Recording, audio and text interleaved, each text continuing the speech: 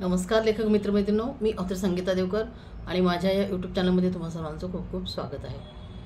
तर आपण माझी दीर्घकथा सप्तपदी याचे भाग मी ह्या भागांचं मी वाचन करत आहे। तर आपले 4 भाग मी प्रकाशित केलेले आहे।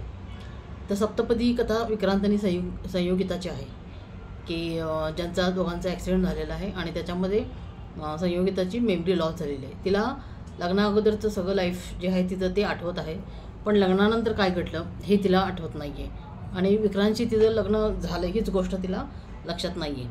पण तिचा लग्नाअगोदर जो बॉयफ्रेंड होता मल्हार तो तिच्या मात्र लक्षात आहे।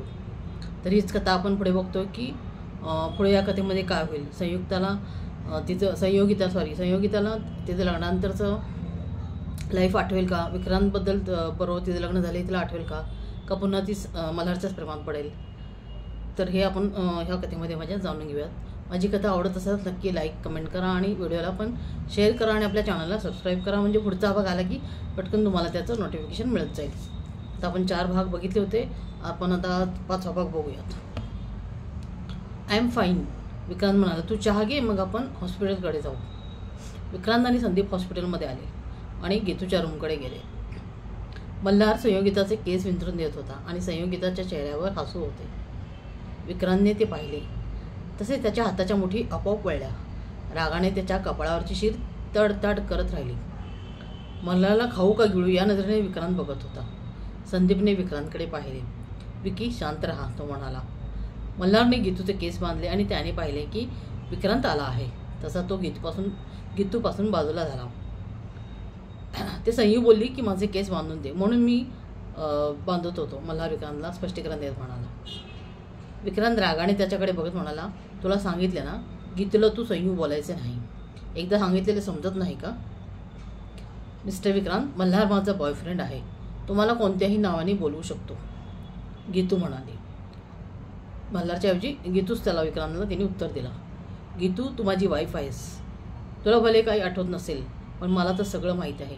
मग तुझ्यासोबत मी या मल्हारला बघू शकत नाही, भले नाईलाज म्हणून सुद्धा, विक्रांत म्हणाला। यात मी काही करू शकत नाही मिस्टर विक्रांत, पण आत्ताची फॅक्ट हीच आहे की मल्हार माझा बॉयफ्रेंड आहे, गीतू म्हणाली। ओके गीतू, जसे तुला वाटते तसे तू समज, तू कशी आहेस? I am fine Vikrant, mister Vikrant, ती म्हणते।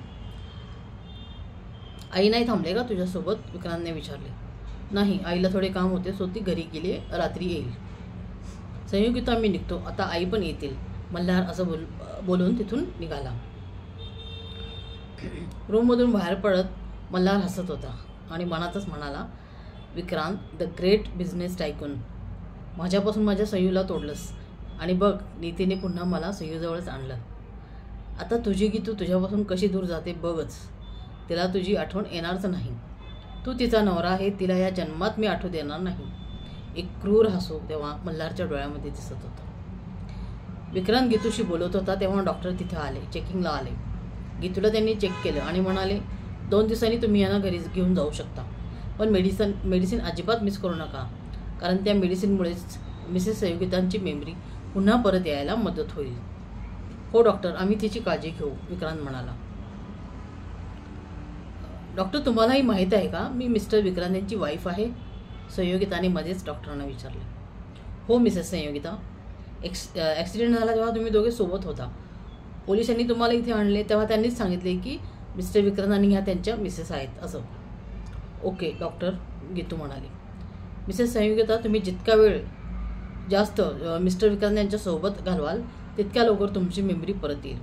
तुम्ही विक्रांत यांना कोऑपरेट करा, तुमच्या घरी जा, तिथे राहून कदाचित तुम्हाला काही आठवेल, डॉक्टर म्हणाले। ओके डॉक्टर, मी पूर्ण प्रयत्न करेन आणि मलाही लवकरात लवकर जाणून घ्यायचं आहे माझ्या लाईफबद्दल, संयू म्हणाली। हो नो संयोगिता, तुम्ही तुमच्या ब्रेनला जास्त स्ट्रेस देऊ नका, इट्स माइट्स बी डेंजरस, तेव्हा हळूहळू सगळ्या गोष्टी कळू द्यात। हो doctor, and thank you so much, Vikrant म्हणाला। डॉक्टर गेले आणि गीतूचे आईबाबा आले। तिच्या बाबांना बघून विक्रांतचे डोकं पुन्हा भडकले। आई, गीतूला चांगल्या आठवणी आणि चांगल्या लोकांची सोबत हवी, जेणेकरून तिला तिच्या आयुष्यात घडलेल्या चांगल्याच गोष्टी लवकर आठवतील, विक्रांत म्हणाला। मिस्टर विक्रांत, संयू माझी मुलगी आहे आणि तिला भेटायला मला कोणीही अडवू शकत नाही. आणि आता तर तू तिच्या लेकी तिचा नवरा देखील नाहीस, विलास, संयोगिताचे वडील म्हणाले. ओ मिस्टर विलास, आता तुम्हाला आठवले का की संयोगिता तुमची मुलगी आहे? मग तेव्हा कुठे होता तिचा बाप, जो तिला आणि तिच्या आईला क्षणात सोडून निघून गेला, कोणताही पुढचा विचार न करता? विक्रांत म्हणाला. विक्रांत, तो आमचा पर्सनल मॅटर आहे, तो आम्ही बघून घेऊ. आता माझ्या मुलीला माझी गरज आहे, विलास म्हणाले. विक्रांत, प्लीज तुम्ही शांत राहा. गीतूची आई कल्पनामध्येच बोलल्या. आई, काय चाललंय हे सगळं? गीतूने विचारलं. काही नाही संयू, तू यात लक्ष देऊ नकोस, आई म्हणाली. आई, डॉक्टर बोलले की आता 2 दिवसांनी मला डिस्चार्ज मिळेल. माझी इच्छा होती की मी माझ्यासोबत गीतूला घरी घेऊन जाईन. विक्रांत म्हणाला. नाही,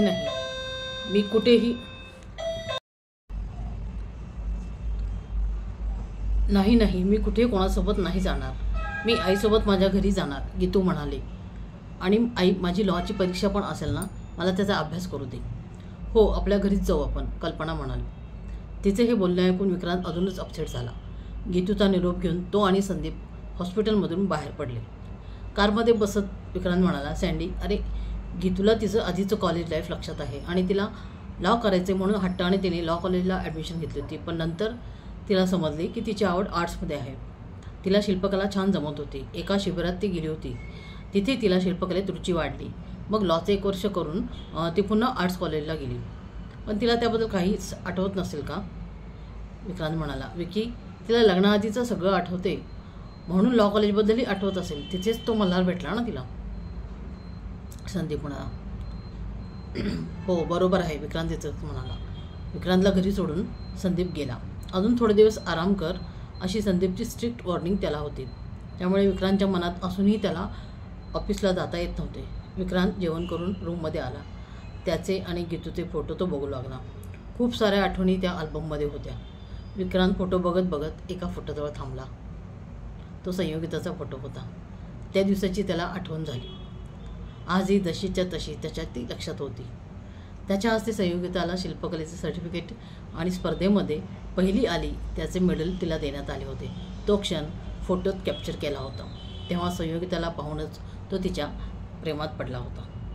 सिल्की केस, काळेभोर टपोरे डोळे, गोरा रंग, गुलाबी नाजूक ओठ आणि चेहऱ्यावर आत्मविश्वास, हसतमुख अशी संयोगिता. तिला पुन्हा पुन्हा पाहण्याचा मोह विक्रांतला होत होता. तो त्या आठवणीत घडून गेला. विक्रांत, ते एक शिल्पकलेचे प्रदर्शन आहे. तुला ॲज अ गेस्ट आणि परीक्षक म्हणून बोलवले आहे, संदीप म्हणाला. सँडी, कधी आहे ते प्रदर्शन? आणि माझ्या काही मीटिंग्ज वगैरे असतील तर त्यांना तसे कळव. विकी, रविवारी आहे प्रदर्शन, सो आपण फ्री आहोत. मी कळवतो त्यांना की आपण येत आहोत, संदीप म्हणाला. ठीक आहे, विक्रांत म्हणाला, आपण जाऊयात. रविवार संध्याकाळी विक्रांत आणि संदीप त्या प्रदर्शनाला जायला तयार झाले. विक्रांतने डार्क मरून कलरचा शर्ट घातला होता, हाफ व्हाईट पॅन्ट आणि त्यावर क्रीम कलरचा ब्लेझर घातला होता. खूप रुबाबदार दिसत होता विक्रांत. त्याची पर्सनॅलिटी एकदम डॅशिंग होती. एक सक्सेसफुल बिझनेसमन शोभत होता तो. पण त्याला अजिबात त्याच्या कामाचा किंवा पैशाचा गर्व नव्हता. खूप यश मिळूनही त्याचे पाय जमिनीवरती होते, कारण तो स्वतः अनाथ म्हणून मोठा झाला होता. पैशाची किंमत तो जाणून होता. इथंपर्यंत पोहोचायला त्याने खूप कष्ट घेतले होते. म्हणूनच तो आपल्यासारख्या गरीब आणि गरजू लोकांनाही मदत करत असायचा. विकी, खूप हँडसम दिसतं यार. काश मी मुलगी असते ना तर तुझ्या प्रेमात पडला असतो, संदीप त्याला बघून म्हणाला. काहीही बोलतो सँडी, चल उशीर होईल. अरे खरंच, आज तिथे मुली असल्या ना तर तुझं काही खरं नाही विकी, नक्की मागे लागतील तुझ्या, संदीप म्हणाला. असू दे चल म्हणत संदीपला ढकलत विक्रांत कारकडे आला. ड्रायव्हरने दरवाजा उघडला तसे ते दोघे आत बसले. विकी, एक विचारू का तुला? संदीप म्हणाला. हो, विचार ना. विकी, तू तुझ्या लग्नाबाबत काही विचार केला आहेस की नाहीस? संदीपने विचारले. तर विकी म्हणाला, अजून तरी नाही, आणि माझे काम बघता मला त्यातून वेळही नाही. अरे पण काम कामाची जागी आणि पर्सनल लाईफ वेगळे. कोणीतरी हवे की नको तुझी सोबत करायला, संदीप म्हणाला. बघू, कोणी भेटली तर विचार करेन. ओके, आणि तुझं काय संदीप? विक्रांतने विचारले. तुला नको कोणाची सोबत सँडी? ते तुझं आधी होते, मग मी माझं बघतो, संदीप म्हणाला. ते दोघे मग त्या प्रदर्शनाच्या ठिकाणी आले. खूप लोक ते प्रदर्शन बघायला आले होते. तिथल्या आयोजकांनी विक्रांतला बघितले आणि लगेचच ते त्याच्या स्वागताला समोर आले. वेलकम मिस्टर विक्रांत, तुम्ही वेळ काढून आमच्या या कार्यक्रमाला त्याबद्दल धन्यवाद, तो आयोजक म्हणाला. इट्स ओके, तुम्ही आभार नका मानू प्लीज, विक्रांत म्हणाला. सर, आपण अगोदर प्रदर्शन बघूया. तुम्हाला त्यातले सर्वोत्कृष्ट शिल्प निवडायचं आहे आणि त्याला प्रथम क्रमांकाचे बक्षीसही द्यायचे आहे, संयोजक म्हणाले. मला या शिल्पकलेबद्दल इतकं काही समजत नाही, तेव्हा तुम्ही माझी मदत करा, विक्रांत म्हणाला. ओके सर, चला म्हणत तो आयोजकही विक्रांत आणि संदीपसोबत प्रदर्शनमध्ये ठेवलेल्या कलाकृती बघू लागले. तिथे खूप वेगवेगळ्या विषयावरती घडवलेल्या कलाकृती होत्या. कुठे आई आणि बाळ हे शिल्प, तर कुठे पाणी वाचवा या थीमवर शिल्प, कुठे पर्यावरणाचे विषय, असे खूप छान छान तिथे कलाकृती होत्या. प्रत्येकजण म्हणजे ते शिल्प बनवणारा कलाकार आपल्या कलाकृतीबद्दल माहिती विक्रांतला देत होता. तिथे असणारे बऱ्यापैकी लोक विक्रांतला नावाने ओळखत होते, एक सक्सेसफुल बिझनेसमॅन म्हणून. पण काही लोकांना त्याच्याबद्दल माहितीही नव्हती. शिल्पकलेबद्दल काही शंका असेल तर विक्रांत त्यांना विचारत होता आणि समर्थ त्याला व्यवस्थित माहिती देत होता. विक्रांत प्रत्येक शिल्प जवळून जात बघत होता. त्यातलं एक शिल्प मदर टेरेसा यांचे होते. त्यांच्या हातात एक लहान बाळ होते. खूप सुंदर आणि आकर्षक असे ते शिल्प होते. हुबेहूब त्या मदर टेरेसा दिसत होत्या आणि त्यांचे भावपूर्ण डोळे खूप बोलके वाटत होते. विक्रांत त्या शिल्पाजवळ थांबला. त्यांनी आयोजकांना विचारले की हे शिल्प कोणी बनवले, म्हणजे इथं तर कोणी दिसत नाही, विक्रांत म्हणाला. तोपर्यंत धावत पळत संयोगिता तिथे आली. सो सॉरी सर, ते थोडं काम होतं म्हणून मी माझी जागा सोडून गेले. I am really sorry, Sanyogita म्हणाली. विक्रांत संयोगिताकडे बघतच राहिला. सिल्की केस, काळेभोर टपोरे डोळे, गुलाबी ओठ आणि चेहऱ्यावर हसू. त्याला जाणवले की आपण तिलाच बघत आहोत. तसा तो मानावर आला. इट्स ओके मॅडम, पण तुम्ही एकदम सुंदर अप्रतिम शिल्प बनवले आहे. आई आणि तिचं मुलाप्रती असणारं प्रेम हे यातून दिसून येतं, विक्रांत म्हणाला. मदर टेरेसा तर अनाथांच्या नाथ होत्या. खूप सुंदर रेखाटन आहे तुमचे. तुमचे नाव मिस, विक्रांतने विचारले. सर, मी संयोगिता निंबाळकर. मी गेल्याच वर्षी आर्ट कॉलेजमधून शिल्पकलेची पदवी घेतली. शिल्पकला मला खूप आवडते, हे माझं पॅशन आहे, संयोगिताने सांगितले. Very good, keep it up, Vikrant म्हणाला. तिने तेवढ्या वेळेतच विक्रांतचे निरीक्षण केले. हँडसम यंग बिझनेसमॅन विक्रांत एकदम सॉलिड दिसत होता. Great person with great personality, असंच काहीसं तिच्या मनात येऊन गेलं. जवळजवळ 1 तास झाला विक्रांत ते प्रदर्शन बघत फिरत होता. संदीपही सोबत होता. हे झालं का एक्झिबिशन, असं बोलत मल्हार तिथे आला. नाही, पण तू का लेट आलास? जस्ट आत्ताच ते ग्रेट बिझनेसमॅन विक्रांत ते बघून गेले माझे शिल्प आणि त्यांना ते खूप आवडलेही. ही ॲप्रिशिएट मी, मिस मल्हार, संयू म्हणाले. ओ दॅट्स ग्रेट डिअर, आता तू थांब. हां मल्हार, आता तू थांबा मल्हार, प्राईज सेरेमनी आत्ताच होणार आहे त्या विक्रांत यांच्या हस्ते, संयू म्हणाली. हो ग, मी थांबणारच आहे आता तुझ्यासोबत, मल्हार म्हणाला. विक्रांतने सगळे प्रदर्शन बघितले, सगळ्यांच्या कलाकृती बघितल्या. आता कार्यक्रमाचा शेवटचा भाग म्हणजे बक्षीस समारंभ होता. सगळेजण तिथेच बाजूला असणाऱ्या हॉलमध्ये जमा झाले होते. कार्यक्रमाचे आयोजक, अजून काही मंडळी आणि विक्रांत स्टेजवर खुर्च्यांवर बसले होते. आयोजक बोलत होते. सगळ्यांचे काम छान आहे, पण तरीही 3 नंबर आम्ही काढणार आहोत आणि त्यांना बक्षीस दिले जाईल. मग 3 नंबरचे नाव पहिले जाहीर केले आणि त्यानंतर 2 नंबरचे. आता सर्वांना उत्सुकता होती की पहिला नंबर कोणत्या शिल्पाला मिळाला असेल. तसे आयोजकांनी संयोगिता निंबाळकर यांना पहिल्या क्रमांकाचा पुरस्कार मिळत आहे असं जाहीर केले आणि टाळ्यांचा कडकडाट झाला. आज आपण इथेच थांबूयात. तर यापुढची कथा ऐकण्यासाठी तुम्ही उत्सुक असाल तर मला कमेंटमध्ये सांगा की तुम्हाला कथा कशी वाटते. ही खूप छान तुम्हाला नक्कीच गुंतून ठेवणाऱ्याची कथा आहे. पुढे कथेमध्ये अजून अनेक ट्विस्ट येत जात आहेत आणि मल्हार संयोगिता आणि विक्रांतच्या आयुष्यामध्ये तो काय करतो, कुठली कारस्थानं करतो, कशा प्रकारे तो संयूला तिच्या लग्नानंतरचं आयुष्य तो आठवून देत नाही किंवा विक्रांतन तिच्यामध्ये तो कशी काय फूट पाडायला बघतो, ह्या सगळ्या गोष्टी पुढे येणार आहेत. संयोगिताची मेमरी कधी परत येते हे सगळं आपण पाहणार आहोत. विक्रांत आणि संयोगिता प्रेमात कधी पडले, कसे पडले, या गोष्टी आपण या कथेमध्ये पाहणार आहोत.